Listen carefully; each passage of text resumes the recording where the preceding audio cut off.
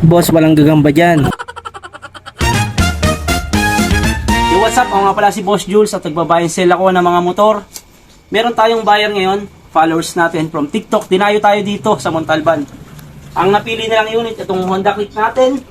Ginamit ko pa to guys sa Infanta. Kaya talagang masasabi kong swerteng-swerte yung nakakuha nito. Ito nga pala si Sir, yung nakabili ng Honda Click natin. Hi guys, Sir, ano nga po lang yung pangalan niyo, Sir? Rick de la Trinidad Okay, taga saan kayo, Sir?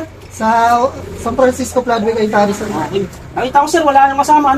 Paano kayo napunta rito? Nag-joyride lang ako. Joyride sa mga kapaps natin dyan na biker, angkas, joyride, move it. Shoutout po sa inyo, ingat po kayo lagi sa kalsada.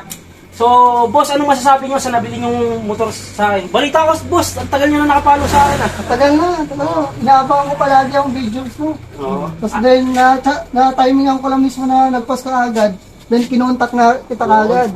Okay. Kaya sabi ko, ano na lang, pa-reserve. Ano masasabi mo, boss, sa napili mong, natsambahan mong motor?